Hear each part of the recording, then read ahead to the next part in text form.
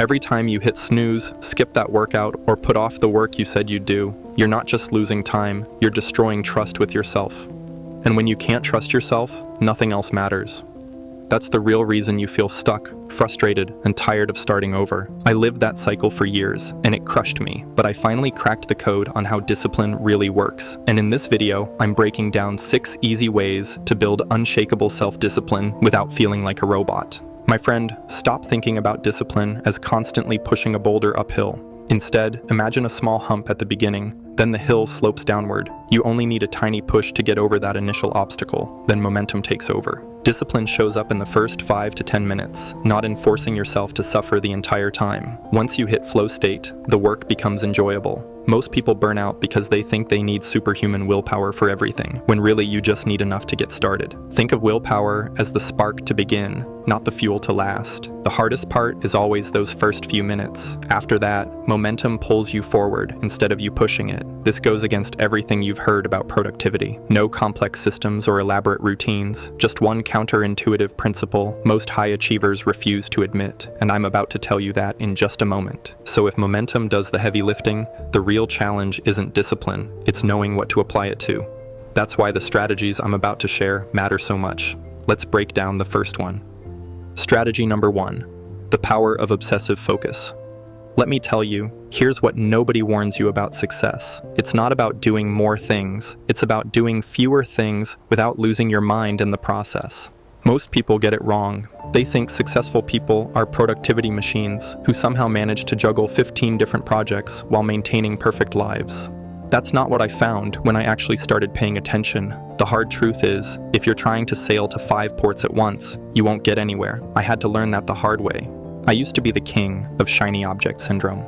Side business, 3 new skills, perfect fitness routine, amazing social life, reading 50 books yearly.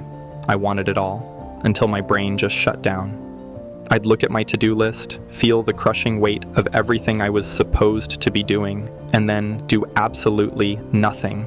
The cognitive load was so high that paralysis became my default setting. I was drowning in my own ambitions, constantly switching between projects, but never making real progress on anything that mattered. But here's what changed everything for me. The moment I forced myself to focus on just 2 things for an entire year, that's when things started clicking. The exercise that saved me was simple, but brutal. I asked myself, if I only had 4 hours per week to work on my goals, what would I focus on? Then I pushed harder. What if I only had 8 hours? I kept going until the noise disappeared, and I could see what actually mattered. What really mattered for me was simple: content and my online course. Not events, not multiple income streams, not every YouTube hack, only those 2. The crazy part? Those 2 activities took up maybe 30% of my time, but they drove 80% of my results. I was spending most of my energy on stuff that barely moved the needle. This isn't just my experience talking. Research backs this up completely. The first principle of sustainable productivity is literally do fewer things. When you figure out what's essential and eliminate everything else, something magical happens. It sounds restrictive, but it's actually the most liberating thing you can do. When you know exactly what your main thing is, decisions become effortless. Networking event invitation arrives. If it doesn't help with my main thing, I'm not going.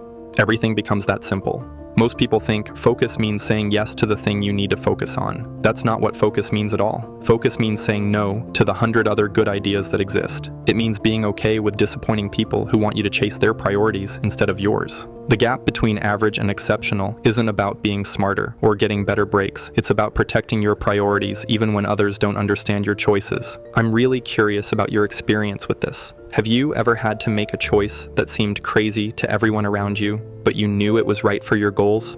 Maybe it was saying no to social events to work on a project, or cutting out activities that felt productive but weren't actually moving you forward. What was that like, and how did it turn out? Because I think we all have those moments where we have to choose between fitting in and following through.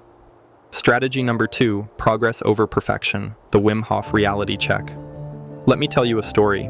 I discovered this guy who sits in ice baths for hours and climbs mountains in shorts. When I first discovered him, I tried taking a cold shower. lasted 15 seconds before jumping out, cursing, and feeling like a complete failure. Here I was comparing my day 1 to his day 10,000. My friend, this is where most of us completely screw ourselves over with discipline. We see someone operating at an elite level and think we should be able to match them immediately. That's not how any of this works. That guy didn't wake up one day with superhuman cold tolerance. He started at 17, he's now in his 60s. That's almost 50 years of daily practice, slowly building tolerance 1 degree at a time. But we want the results without the process. We want the highlight reel without the blooper reel. We want the mansion, but we're not willing to lay the foundation 1 brick at a time. Here's what changed my entire approach. I stopped chasing perfection and started chasing progress. When I was struggling to be consistent with content creation, I kept trying to write perfect 2,000-word YouTube scripts every day. I'd sit there, overwhelmed by the blank page, and produce 0 words instead of imperfect words. The perfectionism paralyzed me completely, turning productivity into procrastination. So I made a deal with myself. 1 paragraph, that's it. 1 terrible, mediocre, decent, or occasionally good paragraph every single day. Once I could do that consistently, and I mean for months, then I could build up to more. But the key was starting ridiculously small. Research at Stanford proves this. For any behavior to stick, you need 3 things: motivation, ability, and a trigger. Most people rely on motivation, but motivation is like that friend who says they'll help you move and then disappears when it's time to lift the couch. Instead, make the behavior so easy you can do it even when you feel like garbage. Lower the bar until you can consistently clear it, then slowly raise it over time. I see this mistake everywhere. People make 2 YouTube videos in 3 years because they're paralyzed by perfectionism. The solution is accepting that your first 50 videos will be terrible.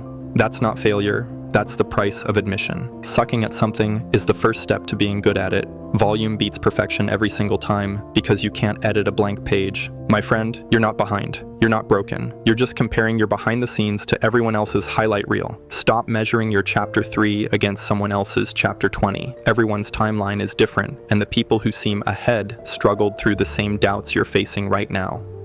Strategy number 3, managing your internal conflicts. My friend, here's what nobody tells you about discipline. You're not just one person making decisions.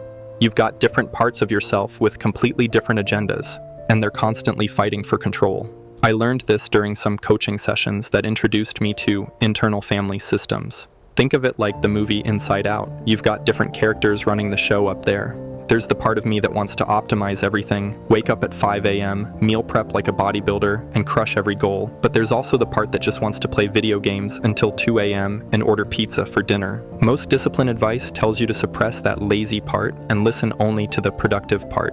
Here's the problem with that approach. The suppressed part rebels. It's like trying to hold a beach ball underwater. Eventually, it's going to pop up and knock you over. Instead, I started negotiating with these different parts of myself. When I'm playing PlayStation at 10:30 p.m., knowing I should go to bed, instead of forcing myself to quit immediately, I acknowledge the gaming part. I get it. This is fun, and we've had a long day. How about we turn off the PlayStation now, but we can watch gameplay videos on YouTube while getting ready for bed? It sounds weird, but it works. The gaming part feels heard and gets a compromise. The optimization part gets to stick to the sleep schedule. Nobody has to win or lose. This completely changed how I think about self-control. Instead of constant internal warfare, I started treating different parts of myself like negotiating partners. The breakthrough came when I realized that the lazy part isn't actually lazy. It's usually tired, overwhelmed, or protecting me from burnout. When I started listening to what it actually needed instead of just suppressing it, discipline became way less exhausting. Your resistance is information, not the enemy. Fighting yourself creates more problems than it solves. Work with your natural rhythms instead of against them. This whole working with your resistance thing has been on my mind a lot lately, and I actually dive deeper into it in my weekly newsletter. I share the real behind-the-scenes stuff, the mindset shifts that actually work, and the thoughts I don't post anywhere else. If you're tired of fighting yourself every day, you might find it helpful. Links below if you want to check it out. Strategy number 4, structure with flexibility, the 2-day rule. When I first started working for myself full-time, I was less disciplined than when I had a demanding day job working 50+ hours a week. Sounds backwards, right? Here I was, with unlimited time and freedom, and somehow I was getting less done than when I was squeezed between meetings and deadlines. My friend, this is when I learned something that completely changed how I think about discipline. Constraints actually help. When you have all the time in the world, it's easier to procrastinate because there's no urgency. Parkinson's law in action, work expands to fill the time available. But here's where most people screw this up. They create these elaborate systems with 12 different morning routine steps, and if they miss even one part, they consider the whole day ruined and give up completely. That's not discipline. That's just setting yourself up for spectacular failure. I used to be that guy. Miss my 5 a.m. wake up, day's shot, skip the meditation, might as well order pizza and binge Netflix. The solution is what I call structured flexibility. You have core principles that guide you, but enough wiggle room to adapt when life punches you in the face. I learned about this 2-day rule for the gym. Never skip 2 days in a row. You can skip 1 day, but never 2. This gives you flexibility for life while maintaining consistency over time. The A, B, C goal system works perfectly for this. Your A goal for fitness might be an hour of weight training. Your B goal is 20 minutes of vigorous exercise. Your C goal is just a 15-minute walk. When traveling and can't hit the gym, walking around the airport for 15 minutes counts as hitting your fitness goal. This keeps momentum alive without requiring perfect conditions. When it comes to creating, I stick to one rule. Do an hour of focused work before opening messages or email. It might be writing, filming, or planning. The job doesn't matter, the habit does. I also have a minimum viable session rule for the gym. 15 minutes counts as a full workout if that's all I have. 3 exercises, 3 sets each. I've maintained my consistency. This approach keeps you in the game instead of going all or nothing and quitting when things get messy. Because things will get messy. The question is whether your system can handle real life. Build systems that bend instead of break when life hits you. Consistency beats intensity because showing up imperfectly is infinitely better than not showing up at all. But there's one mistake that kills more productivity journeys than procrastination, perfectionism, or lack of motivation combined. Most people think their system is broken when the real problem is they never committed to one long enough to see it work. Here's how to break this cycle. Strategy number 5. Pick one system and stick with it. My friend, here's a brutal truth about productivity. The people who get the most done aren't using the fanciest systems. They're using simple systems consistently. I learned this lesson the expensive way. I've tried 15 different productivity apps, 10 different note-taking systems, and countless workout programs. Every time I switched, I had to start over, lost momentum, had to learn new interfaces, and spent more time organizing my system than actually using it. Meanwhile, there's this guy who's been using the same basic note card system for over 20 years. Nothing fancy, no special apps, just index cards in a box. He admits there might be better systems out there, but the value of sticking with what works destroys any marginal improvements from switching.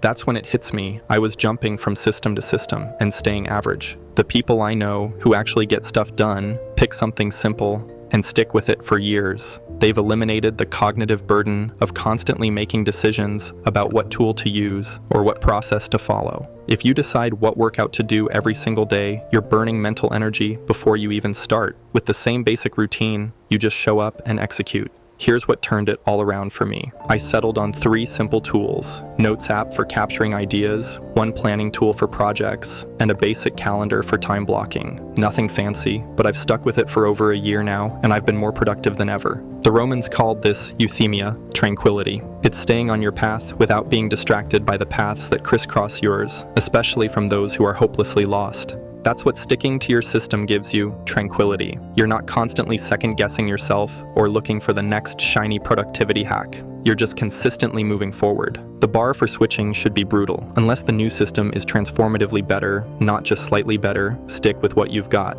Your current system isn't holding you back. Your inability to commit to it is. Stop optimizing your tools and start optimizing your execution.